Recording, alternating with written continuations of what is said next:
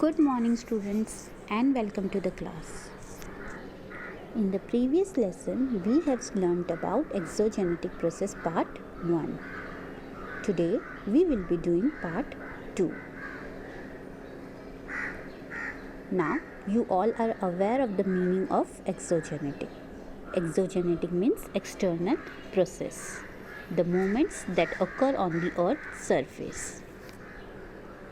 We have seen various reasons for such exogenetic process in the previous chapter.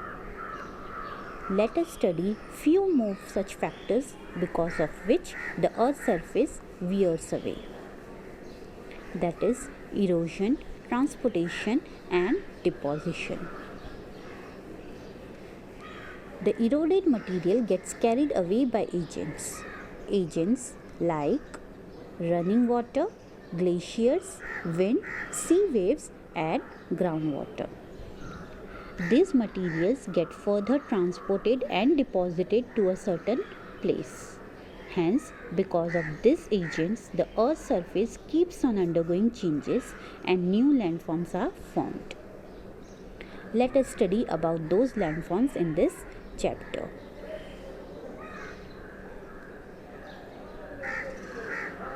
Running water is the first agent of erosion. Running water flows naturally in a direction according to the gravity along the slope and makes its own way. This is called a flow of water.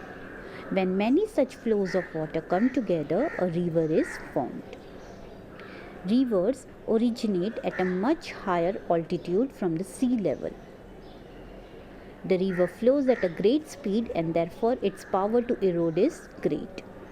The river bed gets eroded because of fast flow of water, sand particles, pebbles, etc. All this leads to the formation of canyons, V-shaped valleys and waterfalls.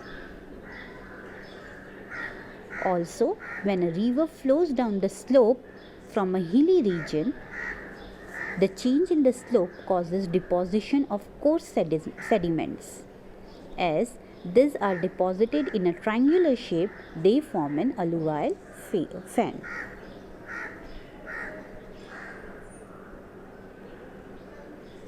Landforms like flood levees, flood plains and deltas are formed because of deposition of sediments.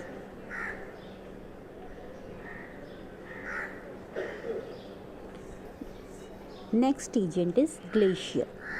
In regions where the temperatures are below freezing point, precipitation is in the form of snowfall. Layers of snow accumulate on the Earth's surface because of snowfall. The heavy weight of these overlying layers makes the snow move along the slope. At the base of the layer, the snow starts melting because of friction and pressure from above. Glacier starts moving slowly along the slope. Though its velocity is less, the mass of ice is more and hence the glacier erodes its own bank on a large scale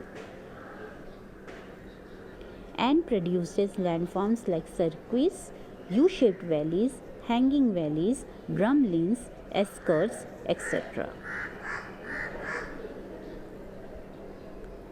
Wind, the next agent.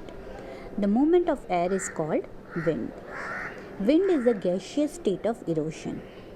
Sand particles get transported along with the wind and they are carried over long distances and gets deposited where the speed of the wind reduces. These particles cause erosion along rocks coming in the way due to friction. This leads to the formation of mushroom rocks, yardungs, etc. When sand particles get deposited in deserts, specific landforms are formed like sand dunes, barkans, sieves, etc. Coming to sea waves. In coastal areas, sea waves carry out erosion, depositional and transportation work. Winds and tides cause the movement of sea water, and as a result waves come to the coast. Because of their hitting the rocks at the coast, erosion of the rocks occur. Children, when waves break at the coast, they bring with them water, stone, pebbles, sand particles, etc.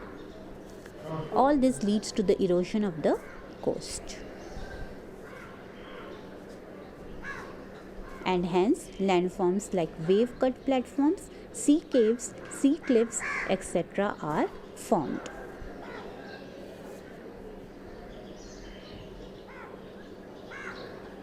When the eroded materials accumulate at the seabed, they become fine because of attrition and hitting each other. Deposition of such material occur at the places where effect of waves is less, and hence landforms like beaches, lagoons are formed.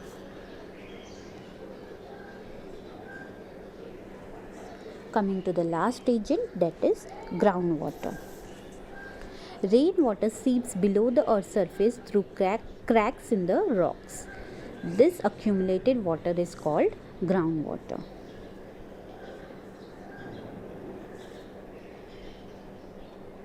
When groundwater evaporates, the deposition of dissolved materials starts, and hence landforms like sinkholes, stalactite, and stalagmites are formed.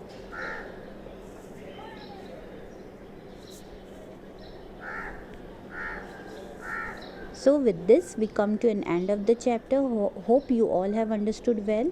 Any doubts, let me know. Thank you, students.